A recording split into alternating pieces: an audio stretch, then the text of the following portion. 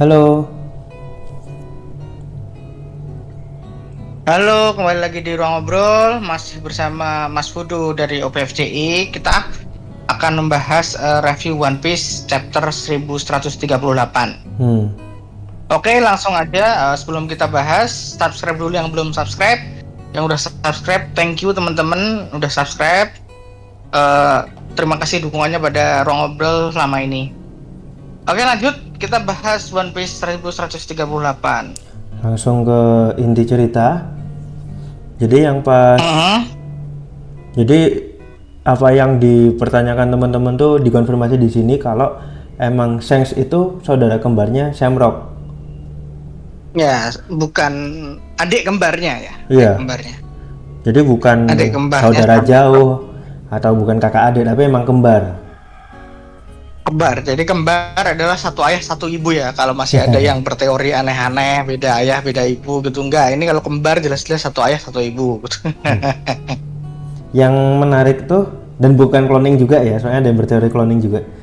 Yang menarik itu, Kayaknya kemarin tuh hmm, kita bahas ini ya, soal ini ya, soal kita sempat bahas soal kemungkinan mereka saudara kembar nggak sih? kayaknya sempet. Tapi udah setengah yakin Terus waktu itu kita. aku sukanya juga ini menegaskan bahwa keluarga, tema besar One Piece adalah keluarga itu lebih luas dibandingkan darah gitu. Itu aku Mm-mm. suka sih ini penegasan Nah, itu lagi. yang aku suka di sini tuh sempat disebutin kalau Shanks itu sempat balik ke Holy Land, ke Mary Joyce. Mm-mm. Tapi dia nggak mau. Nah, berarti implikasinya Roger itu awalnya nggak tahu, terus kemudian tahu mungkin agak gede, terus tahu kalau Shanks itu apa keturunan Tenryubito dan dicoba dibalikin. Mm. Tapi Shanksnya nggak mau. Soalnya dia kan sempat disebut sempat balik kan. Mm. Cuman nggak tahu baliknya gimana, kenapa. Nanti kayaknya ceritanya ada di sini kok. Hmm. Kayaknya Nah, ada di art ini ceritanya. terus si Shamrock sama Gunko itu bahas tentang bakal nyandera anak-anak ya. Mm. Kayaknya sih kolon sih. Kemungkinan ya kolon kan yang bersama siapa sih? Ripley maksudnya? Kolon lagi bareng sama siapa sih? Aku nggak inget. Kayaknya sih bareng anak-anak lain. Nah, Yang jelas ini yang akan jadi yang akan jadi pusat konflik buat Tobi Jerami sih, karena anak-anak itu kan selalu jadi kelemahannya Nami ya. mm-mm. Dan Nami kan penggeraknya. Semua manut sama Nami gitu. Jadi ketika nanti anak-anak yang jadi sandera, masalahnya bukan hanya sekedar soal membela tanah lawan, tapi udah personal sekali nanti. Itu yang aku suka sih. Nah, yang aku suka di sini itu yang kemungkinan kalau misalnya nih yang di Sandera beneran kolon, terus nih juga sempat nyebutin bakal ngajak satu orang lagi dari Tenryubito dari Holy Knight. Nah, yang aku suka itu kalau misalnya koron di Sandera, apa isu rasisme di Elbaf tuh kemungkinan bakal dibahas lagi. Kalau koron kan setengah manusia setengah giant, dan mereka tuh nggak suka orang yang darahnya nggak murni. Jadi aku curiga bakal kebahas lagi kalau kolon yang di Sandera. Aku merasakan hal sebaliknya sih malahan. Gimana tuh? Soalnya sepertinya isu rasisme di Elbaf tuh udah selesai ketika kita ngelihat Hadrudin dieluk-elukan. Oh ya, bisa jadi sih. Jadi mungkin nggak akan kebahas lagi sih, nggak akan kebahas sedalam itu, tapi disentil sedikit. Oke. Dan kolon ini untuk ya kan ada teori bahwa kolon Ripley ya, kolon itu ada anaknya Ripley sama Super Gaban kan yang Iya, ada teori itu. belum tahu juga itu dia atau bukan. Nah itu juga alasan dia untuk bergerak kan. Kita udah tahu kalau semua ex Roger Pirates tidak bergeraknya itu berdasarkan emosi, tidak berdasarkan apapun. Kalau mau dunia mau gimana, kalau mereka tidak terinvest pada sesuatu, mereka akan gerak. Sebagaimana Rayleigh juga nggak gerak ketika dia nggak ngerti Luffy itu siapa. Dia baru gerak setelah Luffy nyelamatin Chimney toh, nyelamatin Hachi toh, gitu. Itu aku itu device sih untuk itu. Plot device ya. Nah, terus lanjut Nah ini Kerberos. Jadi senjatanya Shamrock itu ternyata punya buah iblis ya mas ya. Mythical Zoan lagi. Yang menarik itu buahnya udah awakening nih, mungkin teman-teman banyak yang nggak sadar. Tapi ada asap di sekitar, bukan asap sih, kayak apa sih, Hagoromo ya, selendang api ini di sekitarnya Kerberos. Jadi indikasinya berarti buah iblis yang dikasih makan ke senjata juga bisa awakening. Prosesnya gimana masih nggak jelas juga sih tapi. Ya iya sih. Dan bisa jadi karena Shamrock saking jagonya pakai dan ngelatih Kerberos, makanya dia bisa awakening. Yang jelas dia setengah pedang setengah Mythical Zoan ya. Terus lanjut lagi nggak mas? Ada yang mau dibahas lagi nih?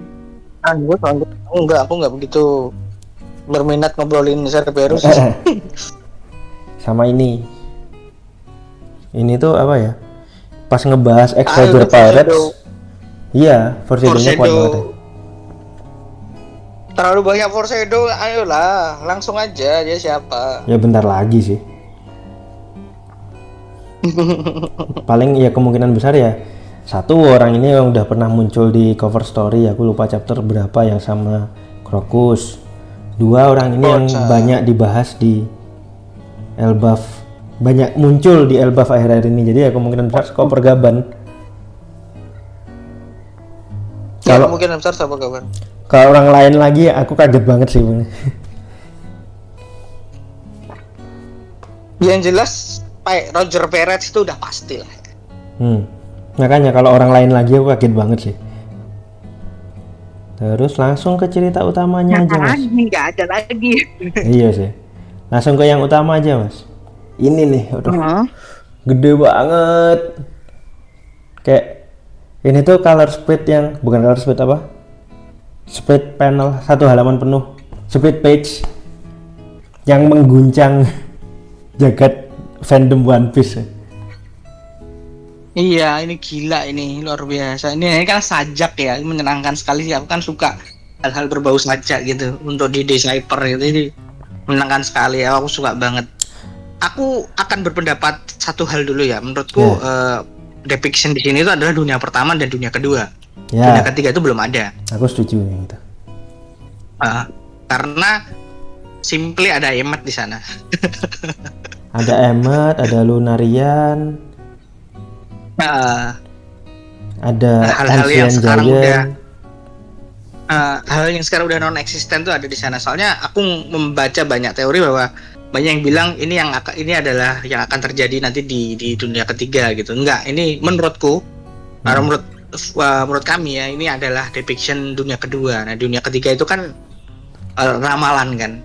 Dunia ketiga itu kan ramalan, makanya belum terlihat moralnya seperti apa. Belum bisa digambarin.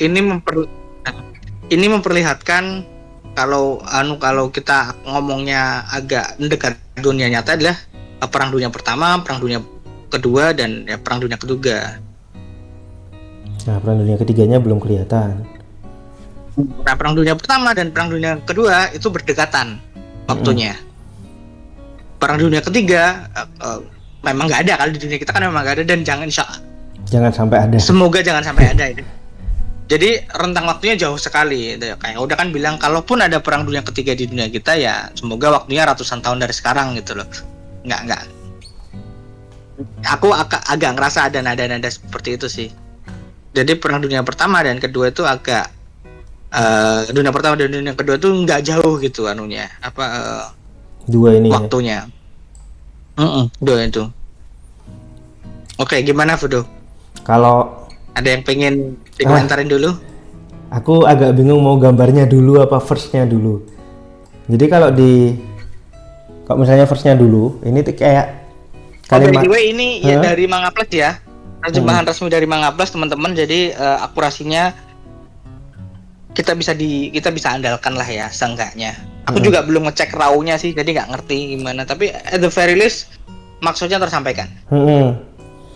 Jadi di dunia pertama ini apa ya? kita dikasih lihat kalau aku curiganya ini kan ada membahas tentang manusia tunduk oleh ketamakan, terus dia dengan lancang meraih sang matahari terlarang. Nah, aku curiganya ini ada kaitannya sama Mother Flame. Kalau yang sekarang ya sebutannya Mother Flame, mungkin di masa lalu sebutannya yang lain. Nah, bagian ini tuh menurutku digambarkan sama adegan di bawah ini. Ini kan apinya ini kan juga gambar nih. Ini tuh kayak peradaban yang luar biasa maju. Ini ada roda gigi, ada kayak yang mirip roket di sini. Nah, di peradaban sangat maju ini orang-orang nih kayak bekerja untuk turun ke bawah nih. Ini kan dia nggak bawa apa-apa nih. Kayak bawa semacam piring atau apa, dia bawa ke bawah buat mengambil sumber daya yang kemudian dimanfaatkan tuh. Ini tuh diangkut ke sini, Mas. Kalau Mas Daris bisa lihat kan, dari bawah dia diangkut melewati punggung Zunesa, terus dia diangkut ke sini. Jadi itu menurutku verse pertama ini adalah membahas tentang bagaimana manusia eksploitasi ya, eksploitasi matahari, sang matahari terlarang dari bawah dieksploitasi. Mungkin sumber daya yang tak terbatas itu yang menurut Vegapunk dulu pernah ada. Nah, itu mengeksploitasi untuk menggerakkan teknologi di masa lalu. Tapi ada dua pihak, pihak budak sama pihak penguasa. Nah, itulah yang membuat para budak ini memohon untuk agar Sun God ini muncul, dewa mataharinya muncul. Ya, makanya depiction-nya itu kan ini kan budak kan. Iya. Jadi aku curiga yang bawa itu budak. yang dan dewa matahari ini kan udah kan selalu ngambil legenda-legenda atau mitos-mitos kan. Kalau nggak salah Prometheus ya. Prometheus tuh yang mendekati matahari kemudian Ikarus. Sayapnya terbakar tuh. Ikarus kali. Ikarus atau Prometheus? Ikarus yang mendekati matahari sayapnya Ikarus terbakar. Sama Daedalus. Terus ya dewa itu apa gitu. Sama menurutku gimana? Lanjutin dulu. Ini aku bakal lompat. Menurutku dewa tuh dewa-dewa yang disebut di sini kan bukan beneran dewa ya, tapi apa ya? Hal yang tidak bisa dijelaskan oleh manusia itu kan selalu dideskripsikan sebagai ilahi kan, campur tangan ilahi kan. Iya, makanya bencana-bencana atau hal-hal yang terjadi pada di sajak-sajak ini itulah dewa. Jadi bukan beneran dewa ya. Nah, dewa matahari itulah manusia. Nah, menurutku dewa matahari ini menurutku matahari Neka yang pertama, Joyboy yang pertama. Benar. Itu muncul dari manusia maksudnya. Itu kan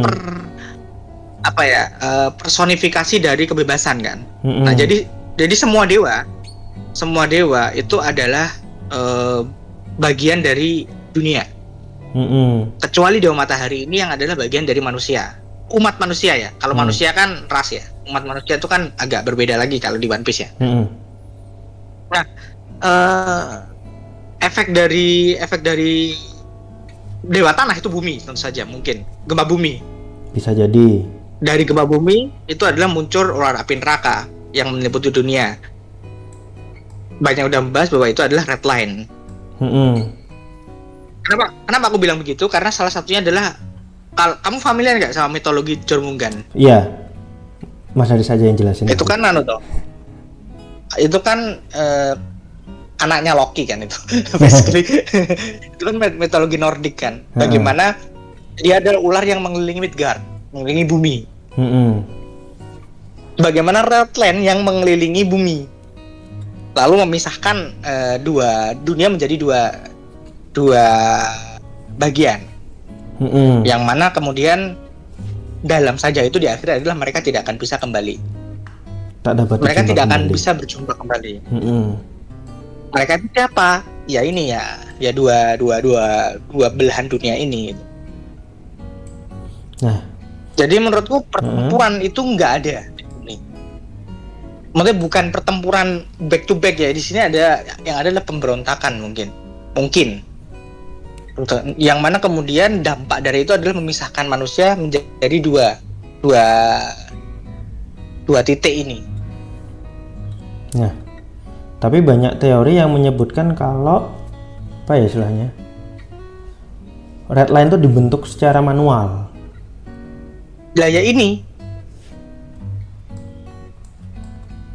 Tapi itu teori mungkin oke lah. Cuman dampak dari eksploitasi itulah yang kemudian munculnya red line. Apakah itu adalah kemudian red line yang dibuat secara manual? Walaupun aku belum menemukan alasan kenapa red line harus dibuat secara manual ya. Untuk apa fungsinya? Untuk segregasi kah? Memisahkan dunia kah? Tapi menurutku lebih make sense kalau red line itu terjadi karena eksploitasi teknologi yang berlebihan, sehingga dampaknya adalah bumi jadi terbelah. Karena itu kan versinya kan sajaknya kan Dewa Tanah marah. Dewa Tanah marah. Lalu bersamaan dengan itu keluarlah ular api neraka yang menyelimuti dunia dengan kematian dan kegelapan. Bisa kita bilang mungkin itu adalah gempa bumi, mungkin. Ya aku aku nggak nemu. Gimana? Nggak nemu ada yang bisa apa sih istilahnya nge-counter itu sih emang. Bentar mas. Ada notifikasi ke tutup dulu. Basically, yuk lanjut gimana? Ini oke, mau lanjut? Lanjut. Mas Aris apa udah?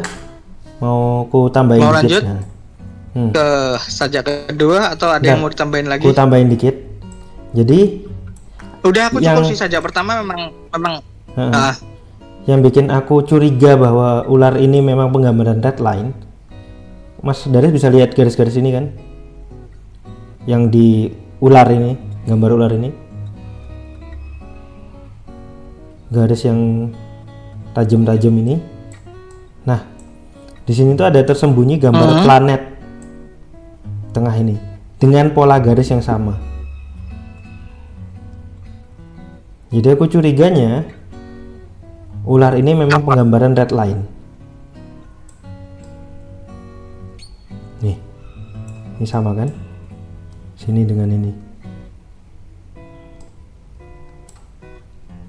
Nambahin itu aja sih paling. Terus apa namanya? Aduh, suaranya hilang. Sorry mas. Kalau ku ini aja deh. Antara suaramu hilang tuh. Ini sama ini mas. Terus halo. Sorry, suaramu hilang tadi. Halo. Nah, suaraku balik. Nah, sorry ya teman-teman. Jadi ada garis ini sama garis ini. Kalau ngulang itu, jadi kan di ular ini ada garis-garis ini nih. Nah, di balik buku-buku first ini ada gambar planet yang memiliki garis-garis yang sama nih, Mas. Jadi besar kemungkinan memang ular ini adalah penggambaran pembentukan red line dan planet kecil ini adalah bumi, sementara yang besar ini malah bulan. Nambahin itu aja sih. Sama mungkin gambaran di gambar-gambar ini ya, ini pasti banyak yang setuju kalau ini itu mirip banget dengan arc Maxim yang dibuat oleh Enel, lengkap sama petirnya. Jadi curiga kalau Enel mungkin juga terinspirasi membangun ini dari apa namanya, blueprint lama mungkin ya. Kan Enel juga nemuin kota emas Eldorado kan, kalau nggak salah. Karena dia nemuin itu, bisa jadi dia juga. Aku nggak sabar nunggu Enel turun lagi. Bisa jadi dia juga yang sempat nemuin itu di reruntuhan Eldorado, dan dia terinspirasi untuk bikin kapal ini, Arc Maxim yang kapal yang bisa terbang ini. Dan mungkin nggak cuman aku yang setuju kalau ini itu penggambaran Zunesa dan seorang raja. Rajanya nggak tahu Imo, nggak tahu raja terdahulu, tapi kalau ngelihat ini kemungkinan ya bisa jadi malah raja sebelum Imu yang menguasai dunia pada masa itu. Yang ini jelas kapal Noah, ini bangsa Skypia, dan itu penggambaran sepasang-sepasang untuk diangkut di kapal Noah. Seperti ceritanya di Nabi Nuh ya. Nah, aku yang masih nggak bisa nangkep itu gambar naga sama ular besar ini sih, Mas. Mereka kan berkonflik nih. Apakah itu naga juga? Atau burung ya, nggak tahu ya. Atau burung nggak? Ya, tapi yang jelas itu ada tanduk kan. Jadi itu tanduknya mirip sama yang sebelah. Yang ini ya. Lengkungannya beda sih, Mas. Kebalik aja. Ya, maksudku apakah itu adalah dua persona yang sama yang kemudian berubah menjadi sesuatu gitu. Kayak apakah mungkin dulu rajanya itu baik, lalu somehow entah gimana di perang kedua itu dia menjadi jahat gitu. Bisa jadi. Kita nggak tahu kan. Terus ini soal Frankie ini nanti dulu deh. Bisa jadi kapal Enel itu bisa jadi kunci untuk menerbangkan kapal ini juga di masa lalu. Nah, kita masuk ke verse kedua ya, Mas ya, bab kedua. Sajak kedua adalah hembusan napas muncul di tengah. Aku senang sih caranya mengeluarkan selalu ada di dalam, di tengah gitu. Jadi setelah from nothingness tiba-tiba ada kehidupan lagi, terus Dewa Hutan melepas para iblis. Tapi matahari hanya terus menyebar api peperangan. Ini menarik. Ini menarik karena ada implikasi kalau mungkin Nika pertama atau mungkin Joy Boy. Kita nggak tahu ya. Apakah udah pasti Nika ada 3? Personifikasinya ya. Apakah Nika pertama, apakah Nika di dunia pertama dan dunia kedua itu, apakah Joy Boy itu ada di dua dunia itu dalam kalau teorinya adalah waktu di dua dunia itu, di dua perang itu berdekatan, mungkin mirip. Dewa Hutan melepas para iblis tuh jelas ini adalah Devil Fruit kan. Kemungkinan dan besar Dewa ya. Hutannya mungkin ya Pohon Devil Fruit yang mungkin ya pada masanya. Pohon Hawa dan pohon Adam, dan mungkin ada satu lagi pohon yang menjadi awal dari Devil Fruit itu. Atau Adam, Hawa sama ada satu pohon lagi kan. belum Adam sama ada pohon yang belum disebutin, pohon iblis. Yang kemudian buah Khuldi itu yang kemudian jatuh dimakan oleh Eve yang menjadikan malapetaka di seluruh dunia, itu bisa jadi ada pohon lain yang belum disebutkan gitu. Cuman aku juga suka kalau misalnya Dewa Hutan nih personifikasi untuk kayak buah iblis tiba-tiba muncul, nggak ada pohonnya, atau mungkin buah iblis ini teknologi di masa lalu yang dibuat sehingga apa sih istilahnya, munculnya buah iblis itu bisa jadi buatan manusia, bisa jadi tiba-tiba muncul. Tapi yang jelas Dewa Hutan itu kayak cuman personifikasi kemunculan buah iblis itu. Bisa jadi nggak ada pohonnya sama sekali juga, Mas. Benar. Bisa jadi itu juga. Yang jelas Dewa Hutan melepas para iblis, matahari hanya terus menyebar api peperangan, itu bisa diibaratkan bahwa para budak yang dulu akhirnya memperoleh kebebasannya, tapi kemudian mereka malah terus ingin malah mereka menjadi rakus, dan kemudian mereka terus menebar peperangan ke seluruh dunia gitu, karena dalam tanda kutip ingin bebas. Dan sekarang dipersonifikasikan sama Revolutionary Army, pasukan revolusi mungkin. Lalu manusia bulan setengah bermimpi, manusia bulan bermimpi. Ini aku nggak punya gagasan soal apa. Umat manusia membunuh matahari lalu menjadi dewa, itu udah jelas. Dewa mataharinya, sang matahari itu adalah Nika, Joy Boy. Dia dibunuh, lalu mereka 20 negara itu menjadi dewa, ya kan, Tendom itu kan. Dewa laut mengamuk hingga tak dapat dicoba kembali, adalah pembentukan Greenland dan Calm Belt. Kalau aku ya, Mas ya, kalau aku ya aku hampir mirip. Jadi kalau yang pertama ini pembentukan Red Line, yang kedua ini pembentukan Devil Fruit dan Green Line mungkin ya. Nah, ada yang menarik di sini adalah tentang force manusia bulan setengah dan manusia bulan. Nah itu aku yang nggak punya gagasan tuh. Jadi di gambar ini kan ada bulan, ada kapal ini, ada dijelasin juga di sini ada gambar Skypian, bangsa Skypia. Kalau teman-teman ingat di cerita sampulnya Enel itu juga ada ada mural yang menceritakan tentang turunnya manusia bulan di masa lalu, bangsa leluhurnya Skypian yang turun ke bumi jauh di masa lalu. Nah, safe to assume manusia bulan yang dimaksud adalah leluhur Skypia, ya kan? Jadi aku merasanya, ini aku masuk ke teori Will of D ya Mas ya. Jadi Will of D aku dulu pernah berteori kalau Will of D itu, kalau mungkin Mas Daris notice, penyandang nama Will of D itu nggak cuman manusia biasa, tapi juga ada raksasa. Saul ya kan. Itu artinya leluhurnya Will of D itu nggak mungkin satu ras. Iya kan? Leluhurnya dia. Aku bingung kalau kamu Will of D. Iya, sorry. Leluhurnya penyandang nama D, klan D, itu nggak mungkin satu ras yang sama. Berarti ada kemungkinan multiple race. Iya kan? Ada berbagai ras yang diberi nama D. Nah, ini tuh aku berteori kalau apa ya istilahnya? Karena ini ada manusia bulan dan ada manusia bulan setengah. Aku berteori kalau dulu sempat berteori sebelum ada chapternya, aku tuh sempat berteori bahwa penyandang nama D itu sebenarnya adalah aliansi antara manusia bulan dengan manusia yang udah tinggal di bumi. Mereka berkawin silang atau bersekutu atau apalah, sehingga aku lebih yakin manusia penyandang nama D itu hybrid dari manusia bulan, sehingga mereka memiliki nama D yang merupakan simbol dari setengah bulan.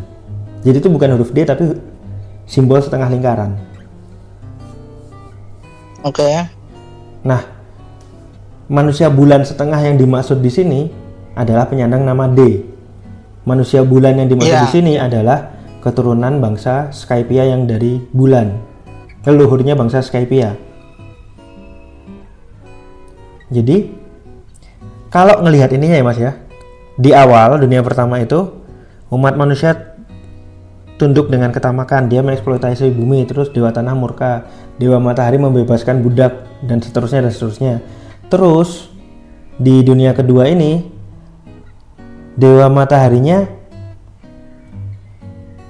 mulai menurut sajak ini dia terus menyebar api peperangan. Padahal dia baru saja membebaskan, tapi dia terus menyebar api peperangan, terus bikin kekacauan.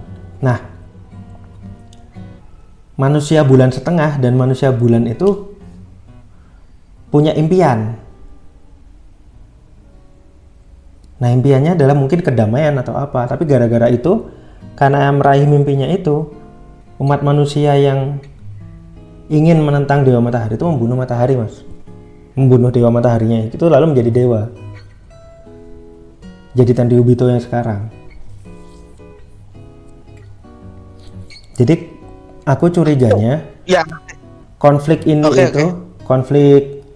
ini tuh terjadi karena manusia bulan setengah dan manusia bulan tuh punya impian yang muluk-muluk istilahnya pada masa itu, sehingga terus menyebarkan konflik yang berdampak umat manusia menentang kembali sang matahari. Aku gini ya, menurut ini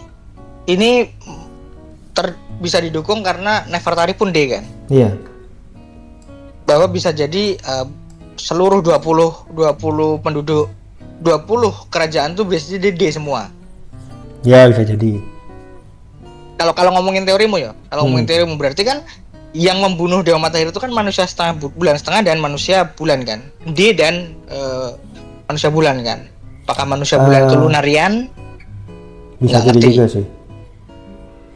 Bisa jadi Lunarian, tapi sebenarnya di teorinya kan emang cuma satu sebenarnya, bahwa kita harus mengasumsikan bahwa mereka itu orang baik. Gini mas, maksud dari teoriku itu, mungkin aku jelasinnya agak ribet.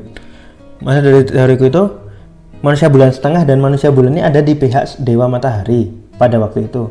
Cuman karena mereka punya impian yang muluk-muluk, impian yang terlalu besar, mereka tuh bukannya bikin dunia damai, malah saling berkonflik satu sama lain.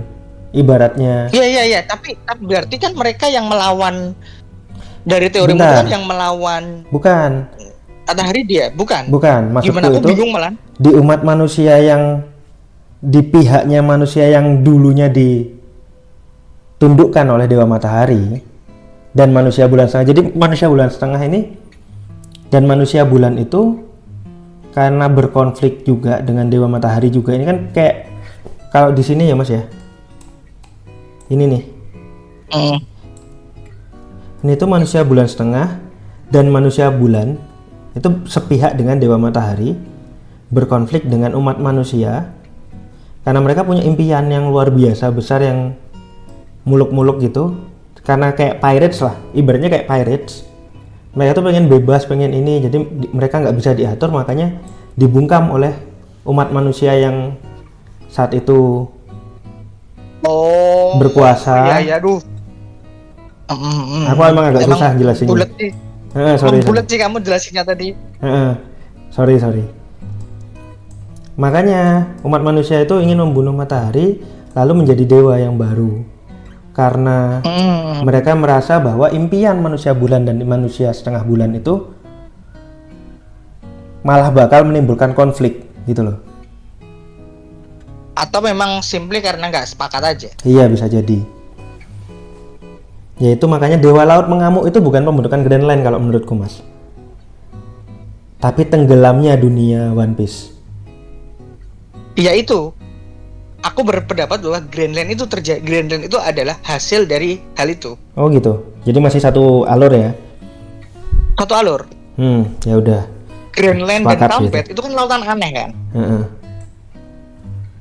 Dan itu hasil dari tenggelamnya, hasil dari pemecahan dunia untuk yang kedua kalinya. Jadi dunia yang udah terpecah jadi 2, sekarang terpecah jadi 4 gitu. Dan makanya kemudian mereka tidak dapat berjumpa lagi karena makin jauh nih. Ya, makin terpencil lah masing-masing tuh. Terus mau lanjut ke sajak ketiga? Buatku sajak ketiga itu nggak banyak bisa dibahas ya? Apa ya? Nggak banyak bisa dibahas karena menurutku ini adalah doa. Iya, bukan ramalan tapi ini lebih ke harapan. Tapi doa. Ini adalah harapan bahwa semoga setelah void kan, ada yang hilang di tengah kekacauan itu kan. Void Century. Kalau lihat yang bahasa Indonesia kan void kan, kosongan kan. Sebenarnya bukan kosongan, mungkin kekacauan yang lebih tepat ya. Berarti kan abad kekosongan itu kan. Habis itu kan dunia penuh penderitaan kan. Segregasi makin gede karena adanya pemerintah dunia yang kemudian adanya Terubito di atasnya lagi. Lalu sebagaimana setiap, mohon maaf agak melenceng, setiap agama terutama Abrahamik ya selalu punya hari perjanjian itu. Jadi itu kan mengarah ke sana kan. Itu kan harapan untuk doa kalau sesuatu ya, kalau kita berdoa itu kan pasti dibalas gitu. Lalu kemudian itulah doanya itu mengarah pada perwujudan Mesiah gitu, yaitu nikah yang baru, yaitu Luffy menghantar dunia pada akhir dunia baru gitu. Yang mana akhir dunia baru ini kemudian akan menjadi dunia yang lebih baru lagi, yang sudah lebih bebas gitu, yang mana mimpi dari manusia bulan dan manusia setengah bulan itu yang kemudian akan dicapai oleh nikah sekarang gitu. Ya, itu maksudku tadi. Dan itu berimplikasi pada kehancuran Red Line dan kehancuran Green Line gitu. Teori All Blue ya. Teori All Blue tuh. Jadi memang nyambung sih memang. Yang aku suka dari art ini mungkin bisa dibahas satu-satu lah ya. Ini ada Sukuming, ada Emmet, ada Joy Boy, ini Lunarian, ada Paus yang kemungkinan aku merasa ini Labun. Bukan Labun yang sekarang ya, tapi mungkin leluhur Labun. Bukan Labun ya, tapi rasnya Labun ya. Ini Arabasta kemungkinan. Ini Wano, ada samurai sama ninja. Sama ini mungkin pengguna buah iblis. Ada Tontata, ada Poseidon, ada Ming lagi. Aku nggak tahu apakah ini.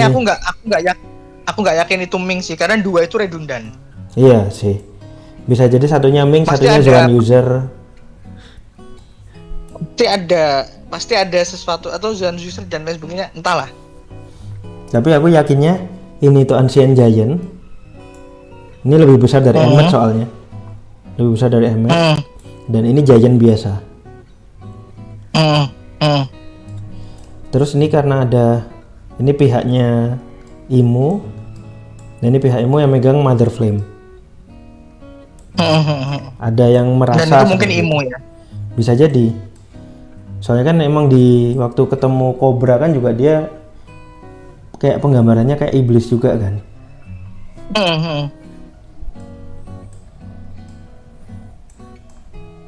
Overall udah sih. Kan ada sama-sama ada sayapnya kan tuh? Aku lupa. Ini bedanya di tanduk aja. 2 ini ya. Nah, yang paling menarik menurutku Mas, itu justru posisinya Franky ini. Apa kayak nutupin sesuatu? Ini mungkin udah banyak yang bahas juga. Tapi kalau notice, petirnya ini menyambar sesuatu ke tengah loh. Nah ini di tengah ini ada apa? Yang ditutupin Franky ini ada apa? Franky juga kayak kaget itu. Dengan mural sebesar itu dia fokus ke depan.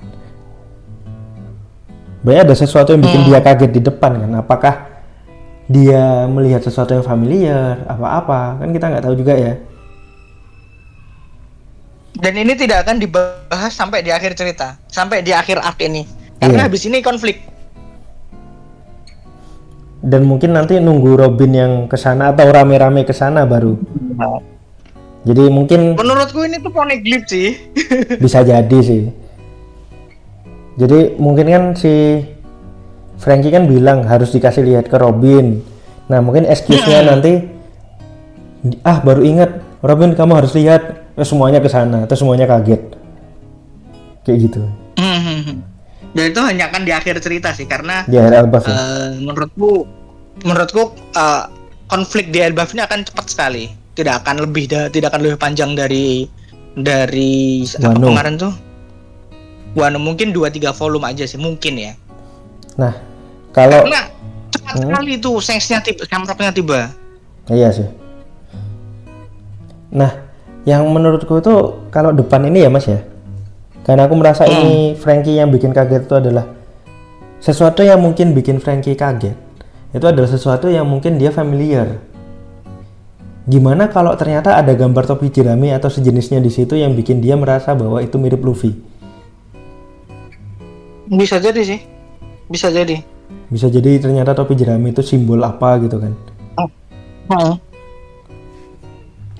Yang jelas, aku yakin yang di tengah ini penting nantinya.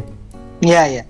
Nah, aku baru sadar setelah kamu pointing sih. Mungkin tuh dulu kali ya Mas, ini udah panjang banget ya? ini. Pembahasan di chapter ini gila, panjang banget. Oke, thank you teman-teman udah dengerin obrolan kami yang kemana-mana soal chapter ini, karena memang banyak yang bisa dibahas sih, tapi juga agak memusingkan juga sih sebenarnya. Agak bertele-tele juga sih. Kita tunggu chapter depan, yang jelas chapter depan tidak break. Menurutku chapter depan itu akan langsung call to action, langsung aksi. Kita akan skip dulu, pasti kita akan skip ini mungkin ya, semoga enggak. Tapi ya udah selalu begitu sih. Thank you, sampai ketemu lagi di Senin depan review One Piece chapter selanjutnya. Thank you.